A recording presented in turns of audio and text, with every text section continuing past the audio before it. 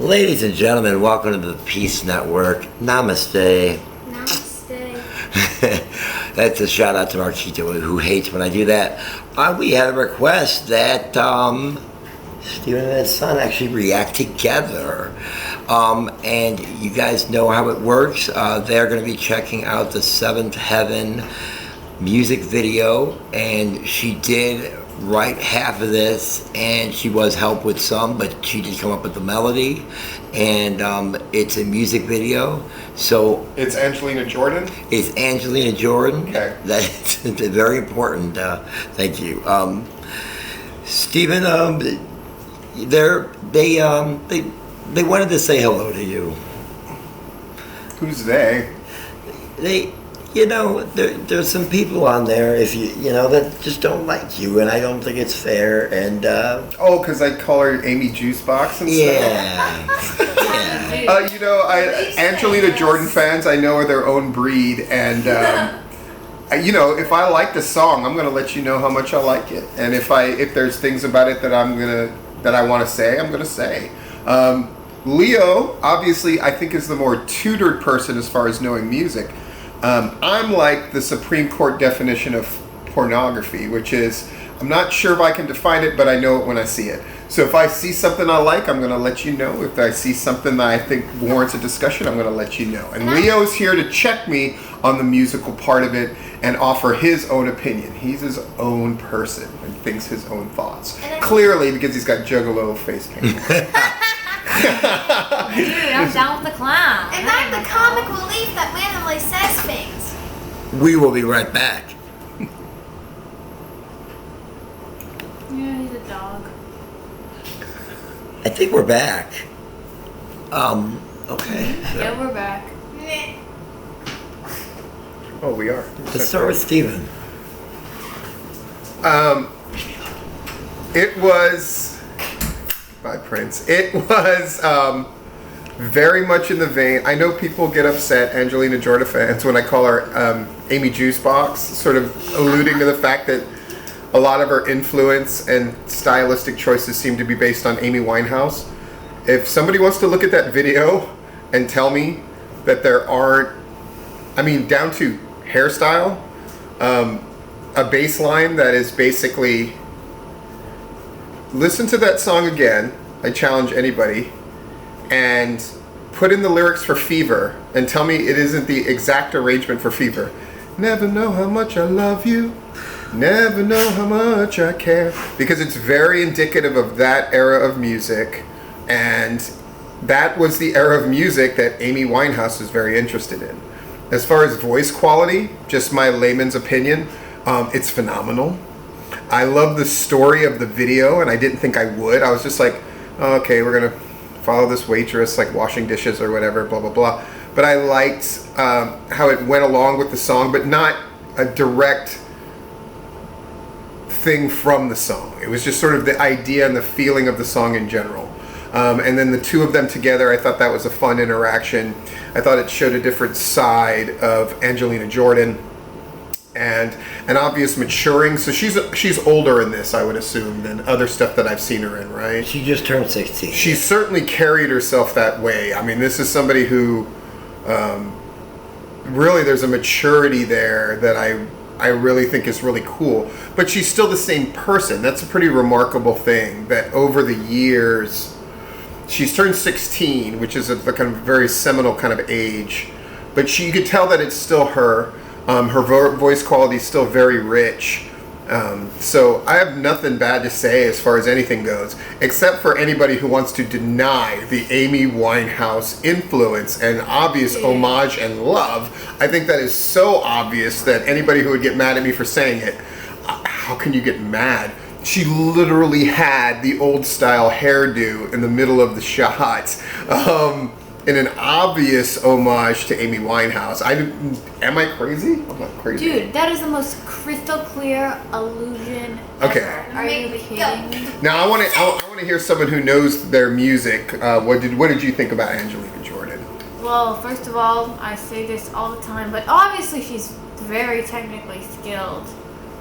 Clearly, she always keeps in those little runs the little dynamic changes. Her vocal quality is the same. Her personality and style is the same. And, you know, the video was fun, it's charming. And I like the homage to Amy Winehouse as well. The lyrics in the chorus were pretty good, but, like, the verse lyrics were, like, a little bit pedestrian to me, personally. Oh, yeah. Like, you know, don't give up hope. These are nice things and nice messages, but, you know, they're quite literally just don't give up hope, you know? And I think if any other singer were to take on this song in particular without her runs and without her vocal inflections, without that musicality and professionalism that she carries, and if it was just the song with those lyrics, it would seem more rudimentary and juvenile. So I think her skill set is really like what's carrying this tune. I feel you. I think it's a really smart thing to say, an insightful thing to say. Here's what I would love to see from Angelina Jordan. Maybe these songs exist, and if they do, I would love to hear them. Recently, with the little sister, Veronica, can you poke your face in here for just a second? Come on, Fourth Horseman. So it's Veronica. Yay! So Veronica. This is my crowd. Whenever I take Veronica to school, we have a project where I give Veronica a song and we listen to it, and Veronica breaks down the meaning of the lyrics. It's one of these things that really will, if you don't do this with your kids, you really should. And so the first day, Veronica, what song did I give you to listen to? The Gambler. The Gambler by Kenny Rogers. And you know that song, but what you don't know is how layered and deep that song is, right? Everybody knows you got to know when to hold up, know when to fold up, know when to walk away, know when to run. You never count your money. When you're sitting at the table, there'll be time enough for counting when the dealing's done. But what people don't remember about that song is it's actually a story. It's a story of a guy who's with another gambler on a train, and they're kind of in the middle of nowhere. And the older gambler is looking at Kenny Rogers and saying, I know that you're out of luck, and I know that you don't have any aces. I can tell by looking at your face that you're basically out of luck in life. So if you'll give me a swig of whiskey, I'll give you some advice. And that's where the you got to know when to hold 'em stuff comes. And then the guy dies. And Kenny Rogers goes, I have an ace now, meaning that advice that he gave me, I can now take it. And it's a story and it's awesome. What was the second song, Veronica? Do you remember? Raspberry Beret by Prince, which is another song where everybody knows it, but what people don't know is how layered and meaningful it is. Angelina Jordan needs to tell a story. And she needs to tell a song that is show, not tell. Don't tell me don't give up. Show me don't give up. Because I think her voice is so good, and her lyrical quality, as Leo has said, is so great. I want to see her challenged with a song that is deeper in meaning and is a story that I can't forget and has a hook that is undeniable. Because if I told Veronica right now what was the hook of that song, Veronica would say, exactly. And that's a problem. Because Angelina Jordan has star quality and needs a song as good as her voice is. And I would say that this material is a little too simplistic. And then just because it's an older, or it sounds like an older song, doesn't mean it's also simple, because these songs that I'm giving Veronica to listen to are all old songs, right? What was the third song, Veronica? Juicy. Juicy by Notorious B.I.G., right? Which was a song that had the same basic message of this song, but it's much more layered and much more complicated. I was downtrodden, now I'm not. But it's a song that made Notorious's career because the song itself is so great. And then the fourth song was War Pigs, because I had to get it through my kid's head to make sure he knows politicians are not to be trusted in their dirt Oh no, I already know. So It's fact. I want to hear the layered, deep Angelina song that is worthy of that voice. I don't think that song was necessarily the greatest song, and the arrangement I found to be, again, the whole time I'm thinking in my head, never know how much I love you, which is a great arrangement for the song Fever. But this song deserves its own kind of arrangement, just my opinion. Leo, do you have any additional thoughts since you're the smart one? Yeah, I definitely agree.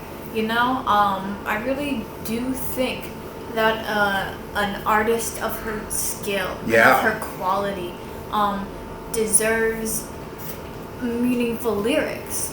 Deserves to be able to tell a story. Another thing in that song is, although the melody was nice and I loved the aesthetics of it, it was fairly bare bones. It was fairly simple. It was Yes, very much. rudimentary. And I really think if either given the right song or if she writes the right story, like a part of the appeal of Aurora, which is an artist that Brett had me react to earlier. Okay. Go check those out. Subtle plug. Yeah, The thing about her lyrics is that they were more abstract. They were more poetic. She was definitely a songwriter.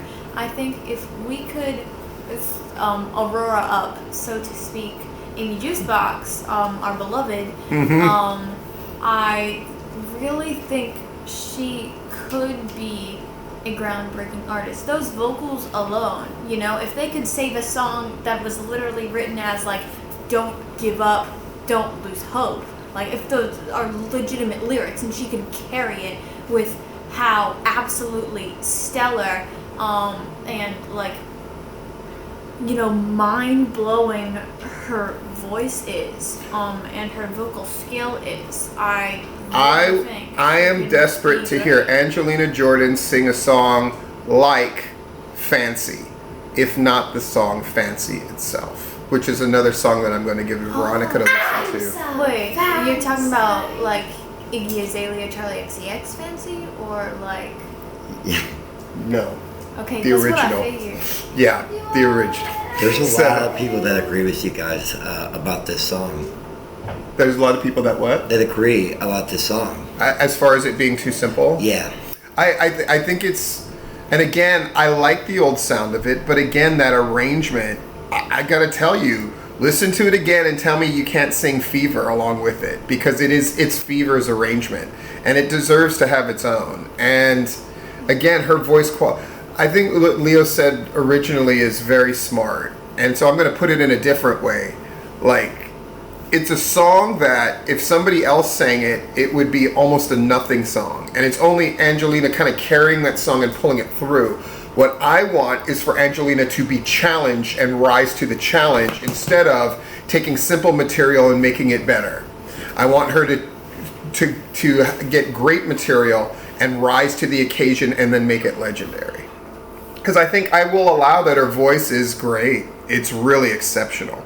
And as she gets older, it just gets better, which is one of those dangers when people are hitting puberty or going through their life, that something's going to happen to their voice that isn't good. She just gets better and better. And she has a confidence at this point singing this thing that is like, it's no longer, I would say in the beginning when I first heard Angelina Jordan, I thought that she was affecting a lot of confidence that wasn't necessarily there. Now she's clearly got it.